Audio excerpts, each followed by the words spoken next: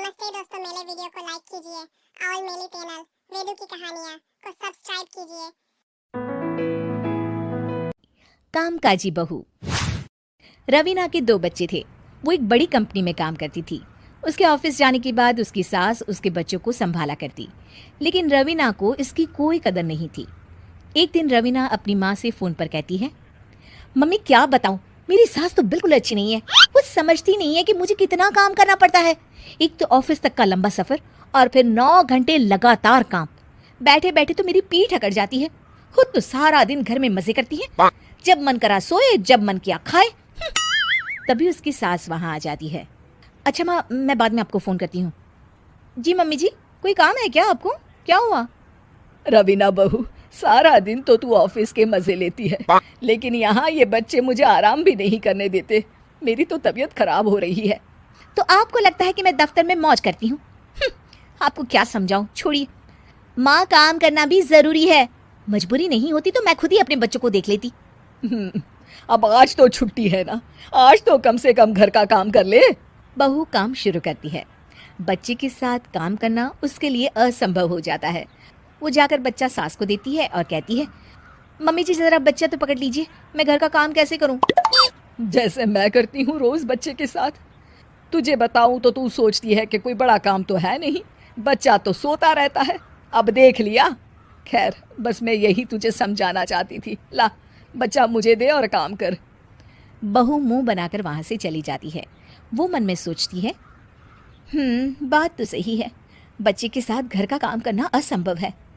वो किसी तरह काम करती है और अगले दिन ऑफिस के लिए निकल जाती है। ऑफिस में उसकी सहेली उसे कहती है, यार तू तो बड़ी लकी है, तुझे तेरी सास खाना बना कर देती है, बच्चे भी देखती है और तुझे किसी बात की चिंता भी नहीं होने देती। अरे क्या लकी, बदले में मैं उन्हें पूरी कमाई जो दे देती हूँ और अपने बच्चे से दूर रहती हूँ वो अलग। हर किसी को ना दूसरे की प्लेट में ज्यादा घी दिखता है। जा अपना काम कर। अरे फिर भी ये तो है, यहाँ हमारे बच्चे को मैं क्रैश में छोड़ती हूँ, हर पल डर लगा रहता है कि क्या कर रहा होगा। खैर चल, मुझे क्या।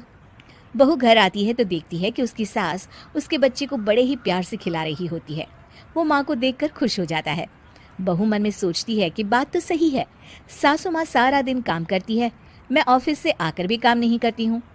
वो सास के पास जाती है और कहती है, माँ जी थक गई आप? और क्या, सारा दिन चक्कर घीनी की तरह पूरे घर में घूमती रहती हूँ और अब उम्र भी नहीं रही। लेकिन चल तू बता, क्या हुआ, कुछ काम है क्या? बहू कुछ नहीं कहती, मुस्कुराकर वहां से चली जाती है।